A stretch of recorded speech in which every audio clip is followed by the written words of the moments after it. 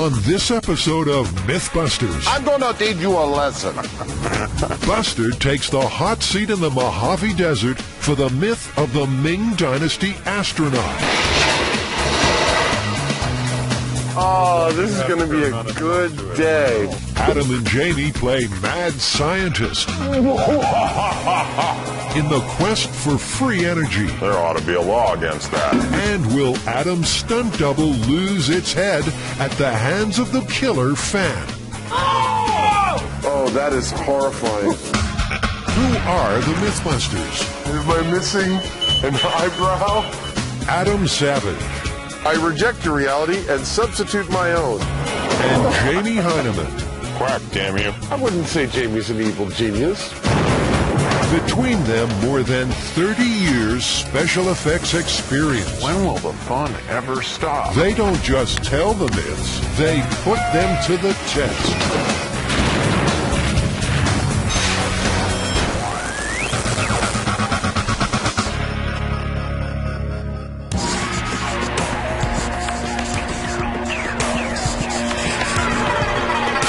Adam, Christine, it's so hot out here. What are we doing here? Well, we had to come to the middle of nowhere to be able to test the myth of the Ming Dynasty astronaut. The story goes that a 15th century Chinese astrologer decided to see if he could launch himself into space. So he strapped 47 rockets around the base of his throne and had 47 people light 47 fuses all at once. And when they did, apparently, he went up in a puff of smoke. They claimed that he got into space. We're here to see if he did. According to legend, Ming Dynasty astrologer Wan Hu used newly invented gunpowder rockets in an attempt to become the world's first astronaut in around 1500 AD. Adam and Jamie hit the trail of this ancient myth at Bamboo Sorcery, a little piece of the Orient in the heart of California. Jamie, does this remind you when you were fighting in the Foreign Legion in Dien Bien Phu? In China, this giant-sized grass grows wild and has long been harvested for making furniture, buildings, and rockets. They're looking for bamboo with an internal diameter of 1.5 inches. Yes, I mean, that's like 1 3/4 inches. It's a 1/4 inch over on the inside. Let's get it. Yeah. They need enough for 47 rockets, each one 1 foot in length and stuffed with gunpowder, which is Adam's idea of heaven. No, I'm totally psyched. I can't wait to see how this thing goes. This myth is shaping up to be another one of those kid candy store kind of deals. This is perhaps the least safe cabinet in the shop, and of course, the most fun. The fire cabinet. Using an ancient Chinese recipe, they cook up some experimental gunpowder. The traditional ingredients are combined with roofing tar, which acts as a binder. What could be better? I'm making my own fireworks. Remember, kids, no matter how much fun I'm having, under no circumstances should you try this at home. With this amount of gunpowder, the heat generated inside this is going to be considerable, so I'm actually wrapping it in twine to kind of add to its structural integrity. This is actually how the Chinese did their rockets, so I'm going to do the same. When the rocket is ready, it's outside for a test firing. A force gauge will measure the amount of thrust. If you are successful with this, you're supposed to get about 50 pounds of thrust out of it? Well, if I achieved the exact formulation of a modern rocket, yes. If Adam's right, these should be some fireworks. Guys, remember, we can't let our guard down on this. This is where this becomes a bomb. Okay, I'm going to go down and watch traffic. I don't need to be right here. So let's all just step back a little from this one. Maybe, I don't know, maybe like here. Yeah, go ahead. In 3, 2, 1. Blast off is a letdown. The rocket has barely 1/2 pound of thrust. Not enough to lift itself off the ground, let alone a payload. We got like an 80-second burn time here. 1.56 seconds. Too slow. Jamie, I think we proved conclusively that the Chinese had Roman candles. Takeoff is canceled. Adam goes back to his mixing bowl to see if he can spice things up a little. There we go. I'm trying to come up with a more energetic mixture of gunpowder to make a good ye olde Chinese rocket. There's no change in the ingredients with these mixtures. It's only the ratios of the ingredients, the saltpeter, the charcoal, and the sulfur. I'm having too much fun. Adam selects his most potent mixtures and heads back to the test pad. In this line of questioning, the only way to know without being educated is just to keep on trying different formulations. And at a certain point, we have to stop and just, blow up. 3, 2, 1. Kind of a boom there. It just blew the plug out, I think. I guess it was a little too aggressive. Apparently.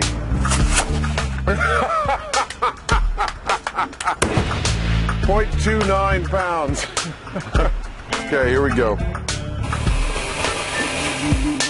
So we still haven't come up with a rocket engine that could lift itself. Not yet. That's pretty good. 3, 2, 1, go. Looking good. 0.77. Well, that's the best burn yet. I think we need to get some professional help. And then I think we need some rocket experts. They've had help from rocket experts before.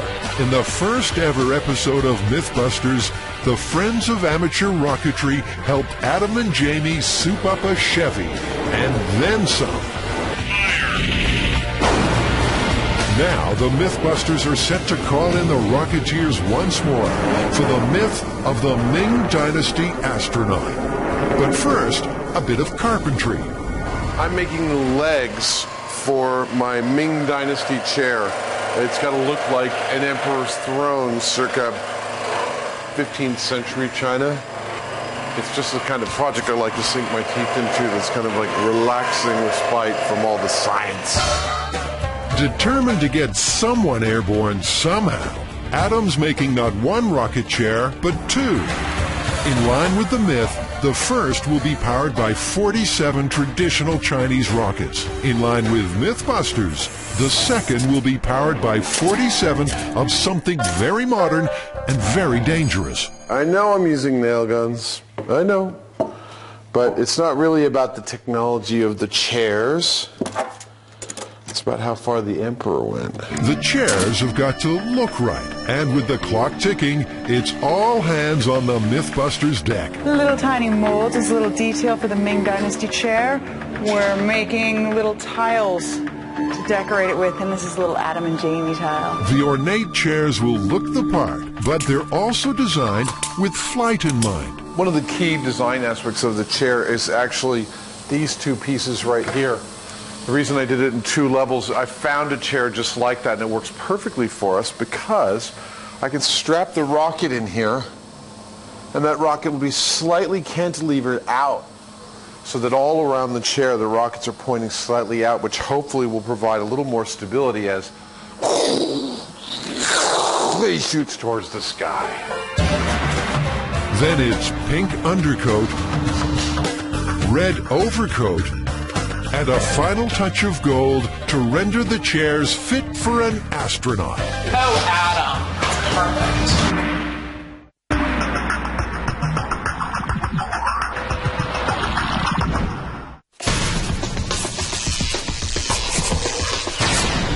Well, in all the myths we've done, Jamie, we've never compiled a file on a story this thick. Free energy is a personal best. Yeah, it gives me a headache just looking at it. I don't see any way that we can test all of these claims. Everything from harnessing the power of the orgone to testing the efficacy of juvenile water. Free energy has long been a favorite of mad scientists. Scene, isn't it? One man crazy, three very sane spectators. The movie version usually involves a dastardly scheme which turns upon the crazed inventor's ability to suck hair-raising quantities of energy from the environment, free, gratis, and for nothing. It's alive. Oh, it's alive. It's alive. It's alive. It's alive. But can Adam and Jamie find a way to cut their power bill? Our very own mad scientists have downloaded plans for free energy devices from the internet and are going to test them out with the help of Dr. Geo Homsey of MIT. First up, a contraption which, it is claimed, can suck energy from the curvature of space. Gentlemen, what we have here is a G-strain amplifier, which I built from parts you find at Radio Shack. G-strain, as opposed to F-strain. The G-strain amplifier looks suspiciously like what we on planet Earth call a ring oscillator, something you might find in a flashing bicycle light. In this experiment, a lithium battery is hooked up to a motor. An identical battery is hooked up to a motor and a so-called G-strain amplifier. According to the plans, the second motor will keep running longer by drawing on the cosmic energy of the universe. Use the force, guys. Myth-turned Christine is roped in to keep her eye on the experiment. Okay, is there any paint you want me to watch dry as well? No, just watch carefully, and the minute that it stops, let us know and hit the timer, okay? Okay. All right. So now we wait in the name of science. Well, we're up to 40 minutes, and I'm still not asleep. It's still going. Then, in an intriguing development, one motor slows down. Could free energy be keeping the other going? No dice. It's the free energy motor that's on the wane. That means that this is not free energy, it's using the energy. Yeah. Far from recharging the battery, the G-strain amplifier is draining it. The experiment is left to run all day, just in case cosmic energy makes a late appearance. Don't hold your breath. Okay, so it's been a day. Have we managed to suck power from the curvature of space? Well, I see one motor going and one motor not going. And guess what? The motor that's not going is the free energy device. So could we, from here on in perpetuity, stop referring to this as a G-strain amplifier and call it a ring oscillator? Ring oscillator? I'd be happy to do that. So this one, busted, we can put it to bed, and now let's send our lawyers after the guys who charge us $25 for this little diagram.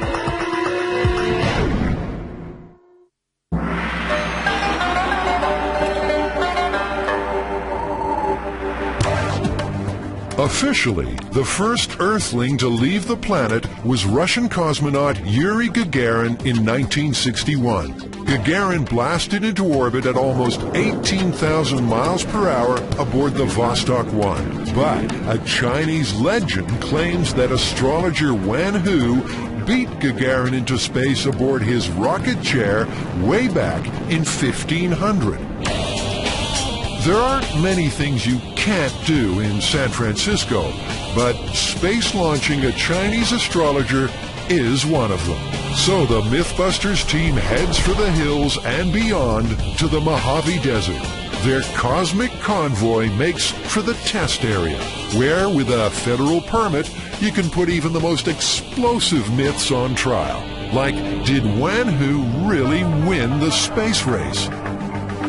With the help of some friends of amateur rocketry, Mission Control has established a safe distance from the launch pad.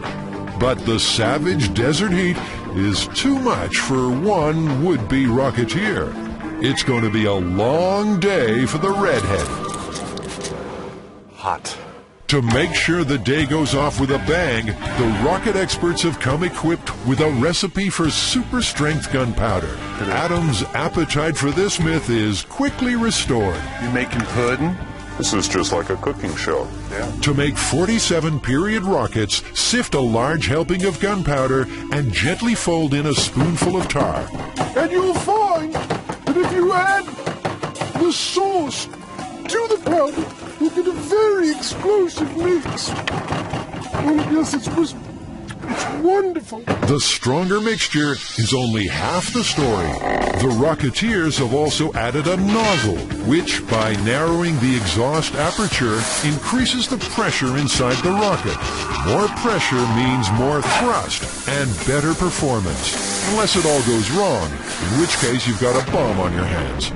5, 4, 3, 2, 1, 0.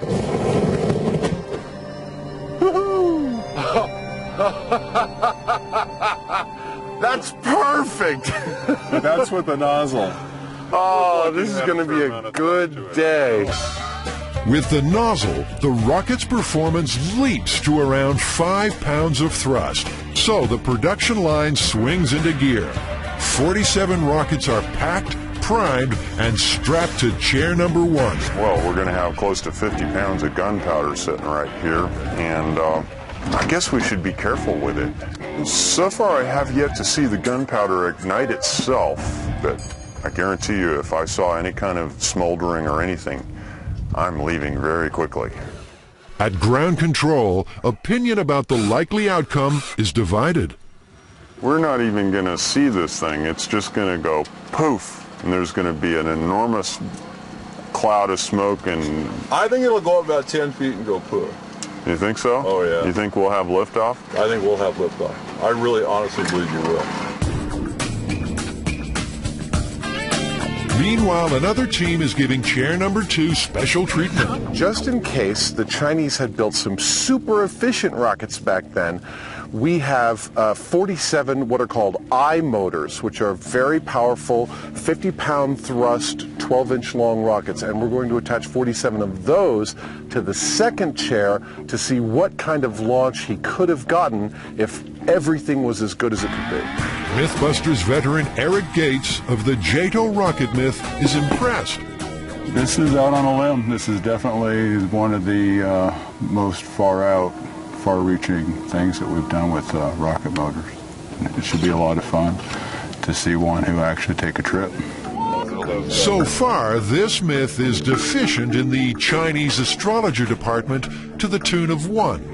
No prizes for guessing who gets to play the part of the daredevil Oriental astronaut. We should put both legs in first, don't you think? I think you might be right. Or do you do it differently? I put on my pants one leg at a time. Oh, he's a picture. He looks great. Oh, I'm going to teach you a lesson. I think Buster, a.k.a. Wan Hu, is ready for his launch. And rocket chair number 1 is ready too. This is the most dangerous part. 80 pounds of gunpowder, 22 idiots, 1 crash test dummy. Priceless. In the myth of free energy, Adams found plans on the internet for a device that claims to suck power from solar rays. I've got one here that I'm actually kind of jazzed about. It's basically a temperature wheel, sometimes called a Minto wheel after its inventor. The temperature wheel consists of pairs of tanks joined by a pipe. Half of the tanks are filled with propane and placed in water. When the water is heated by the sun, the propane vaporizes and condenses in the top tanks, which become heavier, and the wheel rotates. The upshot? Free energy. Intoxicated by the sweet scent of power, Adam gets down to work. With world domination in his sights, he ropes in his evil accomplice and metal expert, Scotty. Can you do a fillet weld in there, or do you have to, is that all right? Yeah. Okay. I've bridged bigger gaps than that before. Scotty welds at Adam slots, and before you can say, free energy my foot, the temperature wheel takes shape. I'm not sure what it's going to do, but it looks cool. Doesn't it, though? So you're going to put some kind of flammable liquid in all these and then light them all off at the same time? Fill half of them full of propane, shoot a bullet, light it on fire, the whole thing like that. You know, what I can't wait for is the look on the guy's face when I bring these in to have them filled with propane. There ought to be a law against that. There probably is. Make that definitely. Adam's not finding this such a gas after all. Okay. Sorry about that. Free energy suddenly seems further away than ever as his temperature wheel springs a leak. This is a problem because we've got propane leaking out of a hole. We can't weld that hole until we get rid of all the propane, like all of it. We have to go back to the shop now, and I don't know what the hell we're going to do. Back at base, a web-sourced free energy kit has arrived. Finally, we got something that's not just plans, it's actually all the parts and the plans we need to tap into real free energy. Apparently, if you have this box hooked up to something like a 100-foot radio antenna, you can power a clock radio. I don't know, still seems like a 9-volt battery is a better bet. Radio waves are a form of radiation and can be converted into electricity. But will it be enough to power a clock radio? First, Adam assembles the box. Then he rigs up a 100-foot-long horizontal antenna. Then he prepares to ground the device. He's about to find out the hard way that Jamie's warehouse is miswired. Now, there's no question that Adam's a bright spark. That might have been, I don't know, bad noise. But he's no electrician. I'm releasing the mysterious blue smoke here.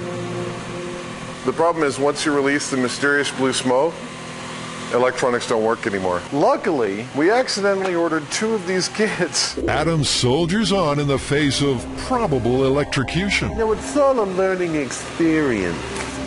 Radio Wave Energy Extractor Mark II. Hey, Jamie, check this out. I hook up the antenna, I'm getting almost half a volt.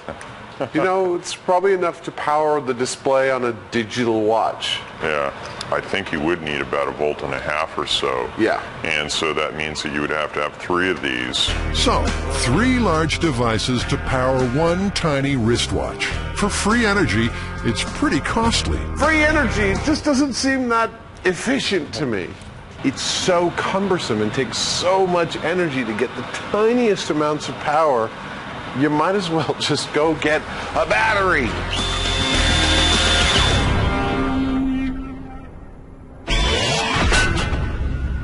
In the myth of the Ming Dynasty astronaut, 0 hour is approaching.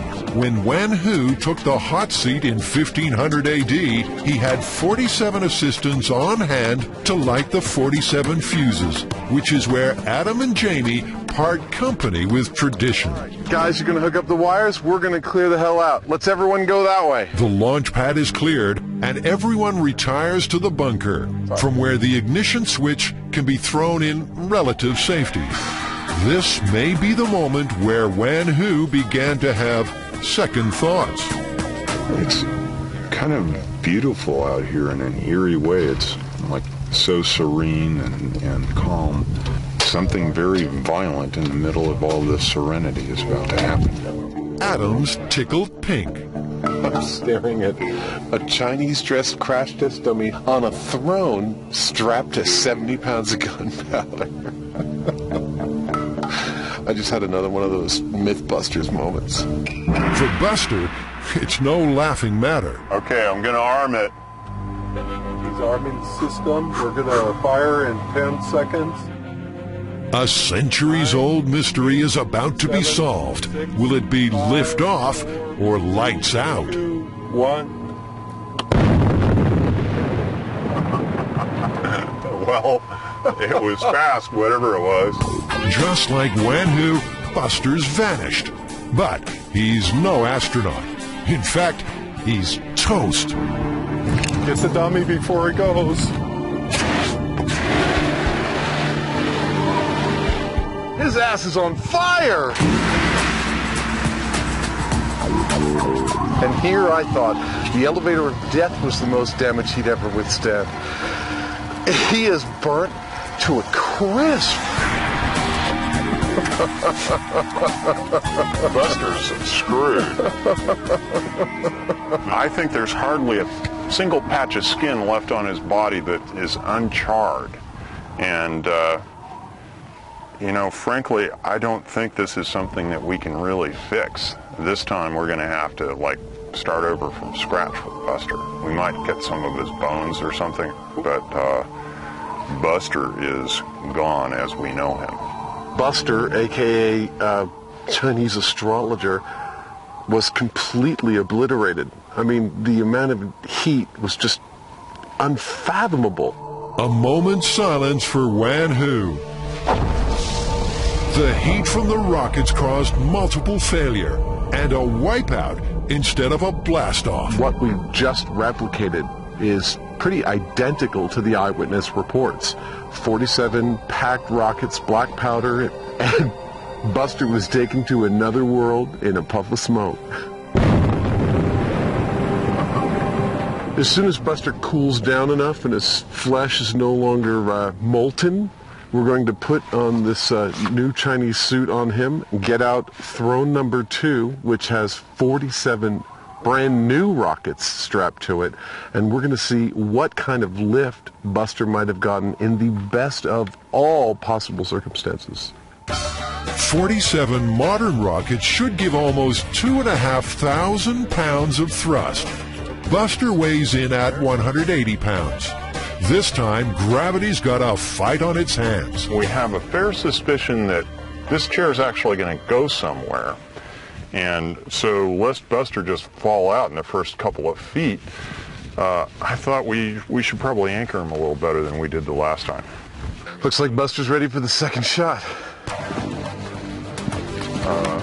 Okay, everybody, you're going to hear a countdown, and when the countdown goes, these rocket motors are going to burn for 4.5 seconds. So be aware that this thing is going to be going crazy. Just look out and stay away. This is it, Buster. You're on your own. 5, 4, 3, 2, 1, go.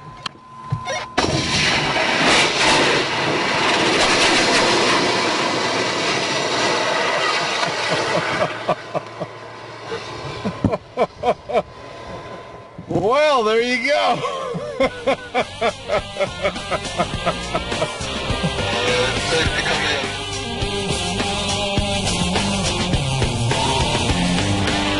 Well, he definitely got off the ground. Oh, my poor chair. Oh, man. I'm glad we tied him in.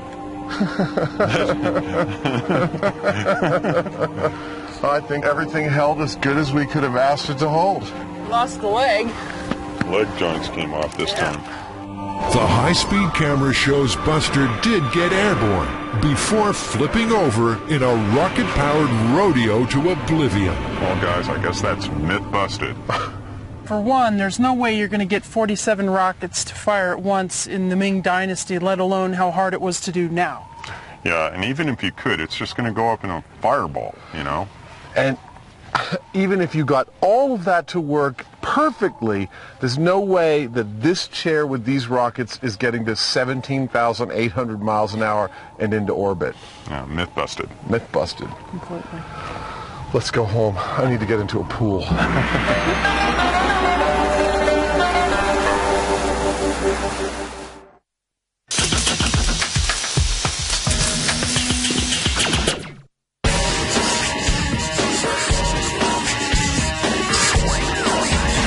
What do you got there, Adam? I have got the part of a really fun myth to test. It's actually a total classic.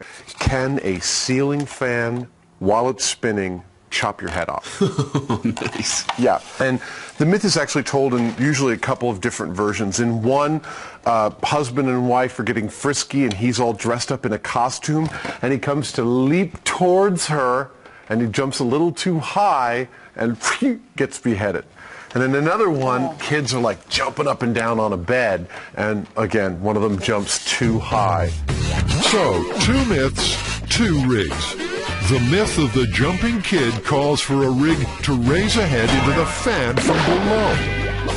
For the myth of the lover's leap, they'll need a rig to carry a head into the ceiling fan at neck level. Which begs another question. Wait, before you say raise a head, where are we going to get a head? Well, we're going to have to duplicate one. And we've often done it with ballistics gelatin, but in this case, we might have to actually put, I mean, it may be gross, but like a real spine in there. Obviously, we won't be able to get a human spine, but what I was thinking was something like a pig's spine. While Tori tracks down a dead pig, the girls go shopping. Scotty, what do you think they sell here? I think this might be the place. Think we could find some fans here? If there is such a thing as a fan of death, it's bound to be at the imaginatively named House of Fans. So can you show us what the most common ceiling fan you'd have that most people would have in their house? I sure can. One of the most common ones is this one here with the lights at the bottom. It's your standard 52-inch blade fan. It's got wood blades on it. This fan fits the bill for the basic myth, but the girls want something more dangerous. Leave it to the MythBusters. Don't try this one at home. If you wanted to get as close as you could to chopping somebody's head off, well, if I was, what would you recommend? You are the fan expert. Okay. Bring it on. If I was so inclined to do that to somebody, I would maybe think of an industrial style fan, something that's going to maybe move a little bit faster, blades are a little bit stronger. Brian boasts one particularly head-turning industrial fan, complete with powerful motor and metal blades. It's love at first sight for these chopaholics. That one looks really dangerous. I think that one's scary, and we can make it even scarier. It has metal blades. Oh boy, what we can do with this. Back at base, the hunter returns. All right, let's see it. I hope you guys are hungry, because I got 150 pounds of pork. Are you serious? You guys are going to love this. Oh, boy. Vegetarian Carrie didn't have the backbone for this shopping trip. Vegetarian, Thank you for not making me go. You wanted to use pig. It was pretty bad. Whoa. Whoa. Oh, yeah. Look, this is going to be perfect. See, it's still got all its meat. So it'll be as close to a real human neck as we could get. Yeah, I thought you guys were going to get like just a science class regular spine that just looks like a model. I didn't think we were getting anything with carnage attached. Go get some barbecue sauce. I can't believe they got a spine with the meat on it. This is disgusting. Carrie's found herself in a vegetarian nightmare. Carnivorous Tori gets down to the job of making a home for the pig spine. In keeping with MythBusters tradition, it'll be Adam's head on the chopping block.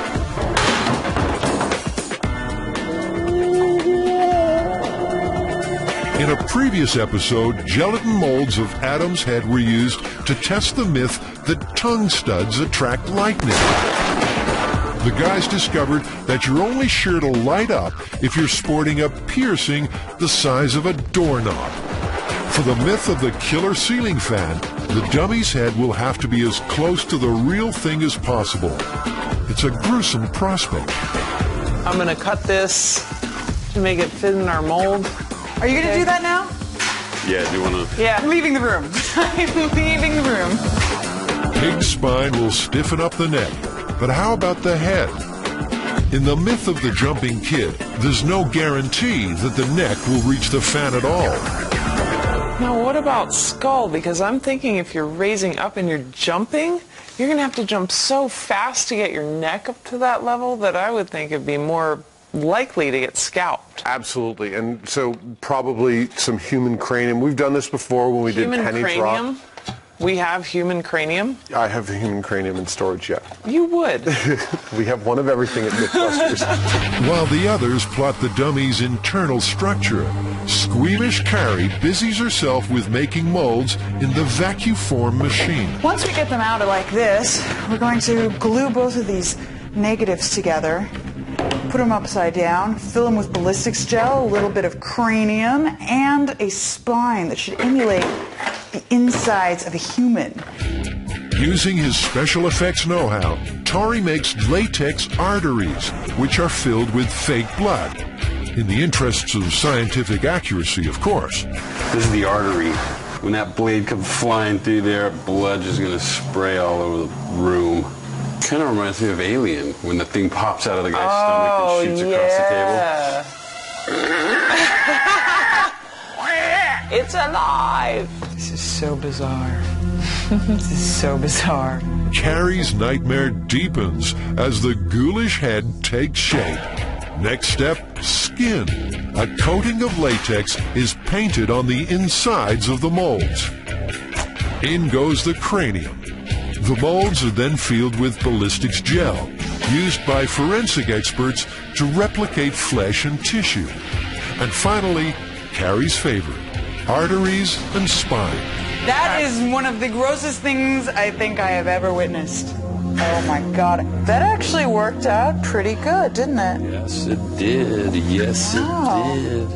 The heads are left to set in ice, and the build team return to the problem of the rigs that will deliver them into the fans.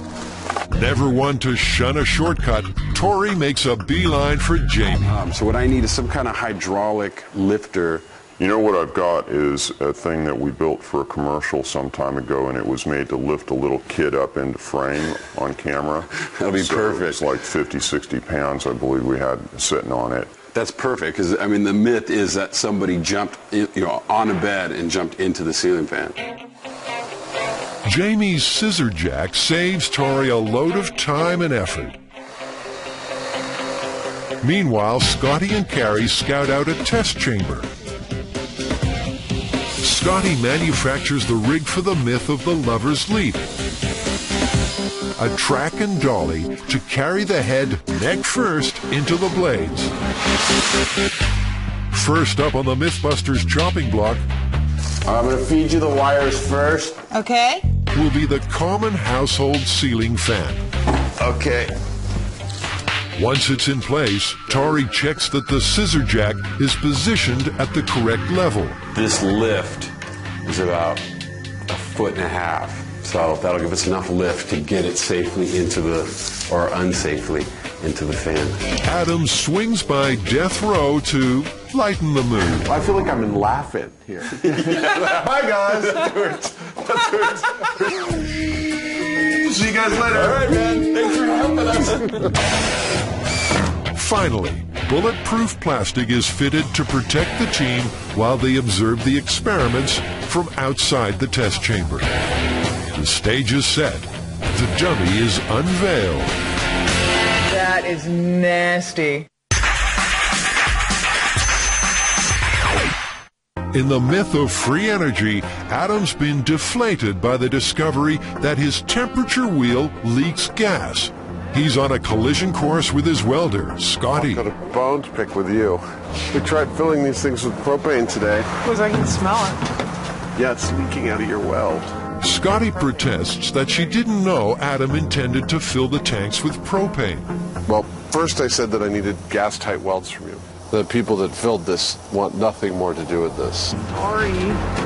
Well, it looks like every possible thing that could be failing on my rig is actually failing. And I know this seems consistent, but there was a time I was really good at making things. Oh, no. Uh-oh. Oh. Thank you both.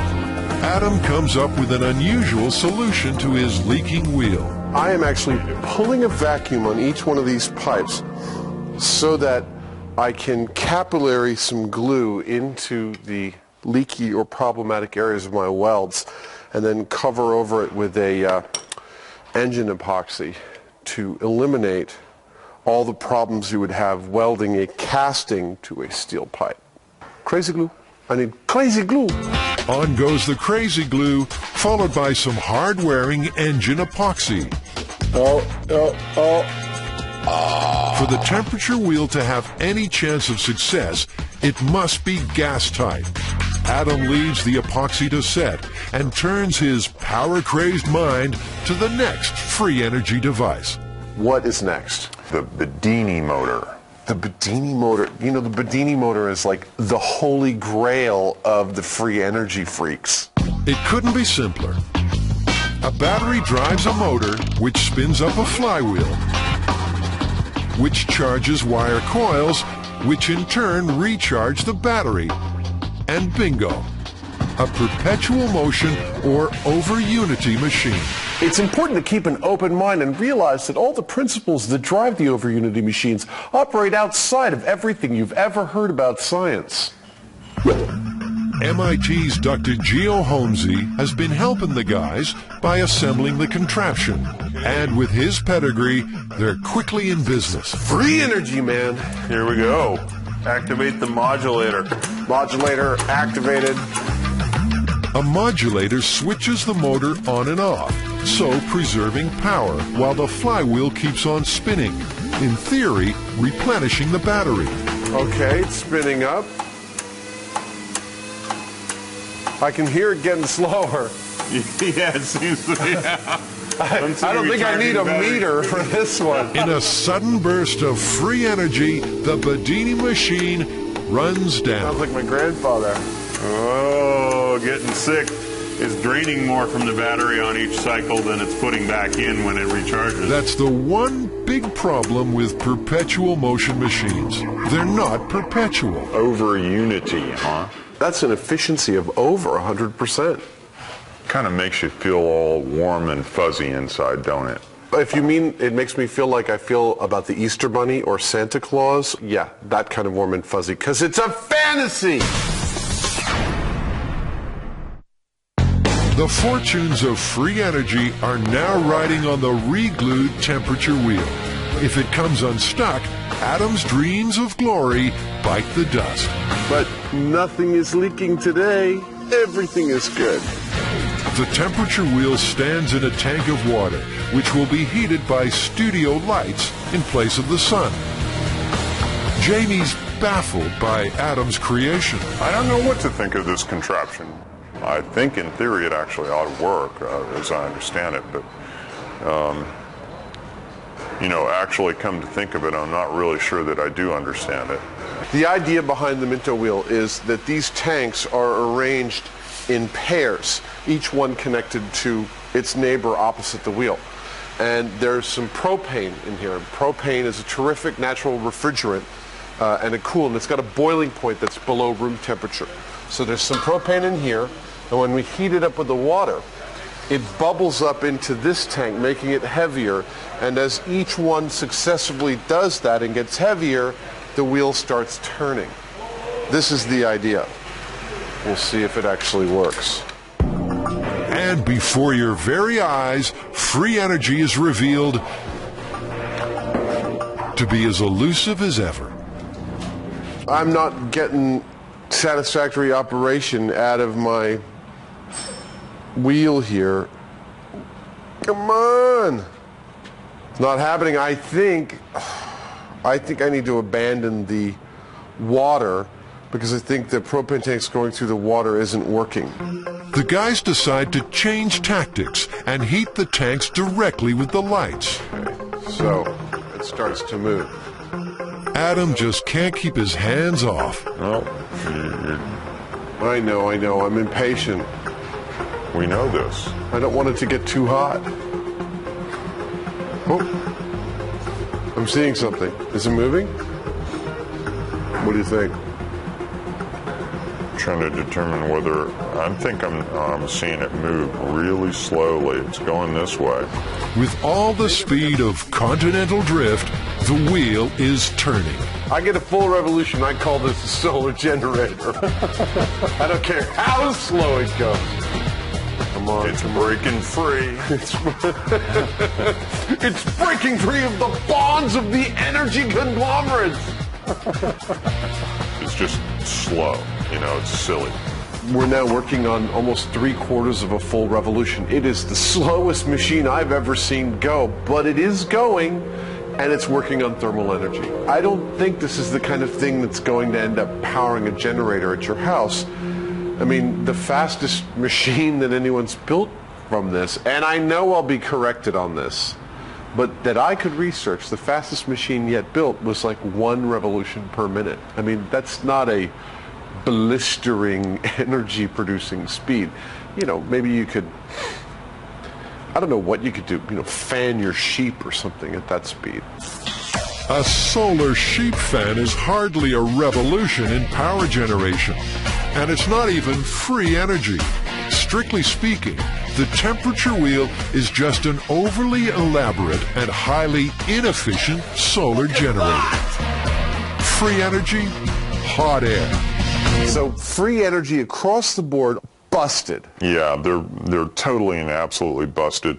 You know, it just frustrates the heck out of me going through these plans. They're so confusing. They're so difficult to actually follow because they're mixing actual science with a lot of crap. Nonetheless, we were able to do it with a reasonable number of tests, and I'd say it's busted, busted, busted, and I don't want to get an email about it.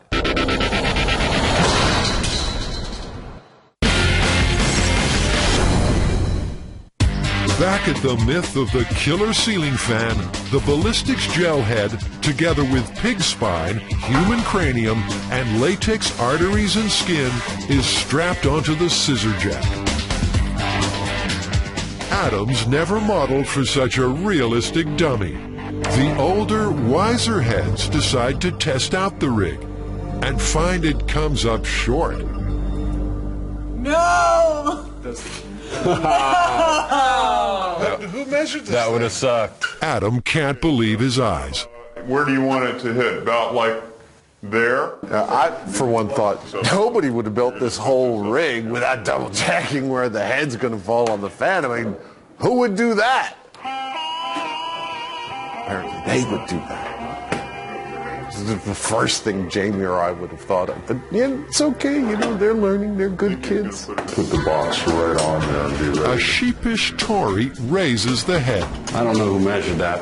I want to really give it to him. Yeah, why don't you give it to him when you find out? When I find out. All right, gonna seal the chamber. The fan spins up to top speed, which they calculate to be 26 miles per hour using a tachometer. At last, the head is in place for myth number 1, jumping up into a household fan from below. Don't try this at home. Everybody ready? Ready. Ready? So ready. 5, 4, 3, 2, 1.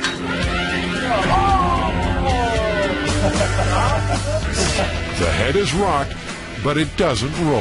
It really didn't have much of an impact. It didn't cut through the ballistics gel, didn't crack the skull open. That actually surprises me because this stuff is not quite as tough as muscle, but it certainly held together for this.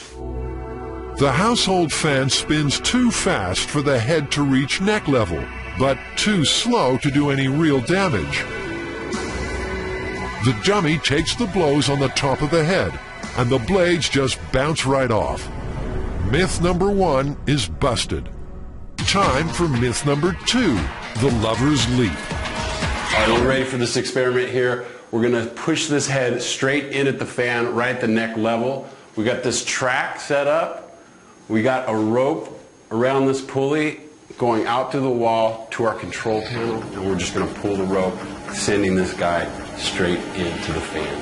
5, 4, 3, 2, 1. Oh! Whoa! That's the last we saw of that ceiling fan. Broke the fan. There's no damage on the neck whatsoever. Not even a hickey? Nothing. This time the dummy gets a sore throat, but kept its head. When it comes to a household fan, both myths are busted. It's time to step things up a gear. Bring on the industrial fan. Wow. It's like a little tornado down here. A lot more power. That's why we want to get this one. It's like a little tornado. The blades are like little knives, and it goes so much faster than the regular fan. All right. In fact, it goes 54 miles per hour, twice as fast as the household fan. Will this one prove deadly? Once again, they test the jumping up from below myth first. 1. Oh, chunks! Yes! All right. Oh, that did some damage. God. Oh, that's got to be at least a concussion. At least a concussion, maybe a fracture. And certainly a bloody nose. This time the dummy really takes a hit from the high-speed metal blades. He got, oh, look, he cracked into his skull. A little fracture. That's skull. And it definitely made a mark in the skull. Yeah, I agree. I mean, it might not kill you, but you wouldn't want to have this happen to you. No kidding. Jumping up into an industrial fan is a bad idea, period. Next in line, the big one. Hold on to your hats. We're going neck first. 5, 4, 3, 2, 1. Oh, jugular! Oh! We splattered the walls with blood. All right, I want to see the high speed. Oh, that was some good horror movie stuff. The team's special effects expertise is paying dividends. Oh, look at that! Look at that! Oh. Crack! You don't really want to see this one, do you? Look at the blood flying. Really? So brutal. It not only sliced his artery, it went in for a second round and just chopped the extra. Oh, go on.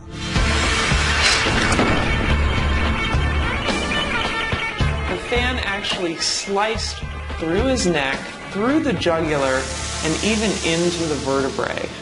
I mean, that says deadly to me. Deadly, but not decapitation. Myth still busted. So this is the most powerful fan you can buy. And obviously it wasn't enough power, so now we have to create our own fan. And I think we're going to start with a lawnmower. This dummy's head is coming off. The plan is to suspend a lawnmower engine from the ceiling, attach large razor-sharp blades, and let it rip. Scotty fashions the blades from sheet metal, and there's no room for error. So right now I'm using the edge finder and the digital readout to find the exact center of our blades, which is very important because if we don't get this thing centered, it's very likely that it will blow apart and go sending blades flying into the wall, possibly through the wall where we're standing. While Scotty finds dead center, Tori rigs up the housing for the lawnmower engine. Scotty adds the final deadly touch. This should be a real close shave. Oh yes, nice and sharp. I think his head's gonna fly right off. The homemade blades are attached. Oh, that looks so good. Then a finishing touch from a team player. So I'm going to make the ultimate sacrifice here. As long as you're going to do it with me, let's make sure everyone knows who it is. There we go. All right. You'll have to tell me how it turns out because I can't see a damn thing. Judging by the Coke bottles on this thing, he can't see a thing either. Tori starts up the fan. With the heavy blades, it takes some turning over. It's getting faster. It looks pretty deadly. It does, and pretty balanced. Nice work. You guys ready? And 3, 2, 1. Oh my God! Oh my God! Look at it! Look at it! Oh, that is horrifying. Brace yourselves for a slice of slow-mo. Oh, dude! It's just going right through. Wow. What happened? It's a horror show in there. Oh, and now it's just carving it up. Look, glasses hovering in midair. Wait, here they go. Here they go. I hope you didn't even add an extra pair. Oh, that is so great. This head is dead, but the spine is still intact. It didn't decapitate him, but it's definitely a deadly blow. Scotty and Tori, this one goes into the MythBusters Hall of Fame. I mean, this is perhaps one of the most upsettingly lethal things you guys have ever built. But still no head. I can't believe how hard it is to chop a head off. It is apparently very difficult to chop a head off. This injury that this thing inflicted was definitely lethal, but it still didn't behead our dummy. I mean, I think that's busted. That is busted. Unfortunately.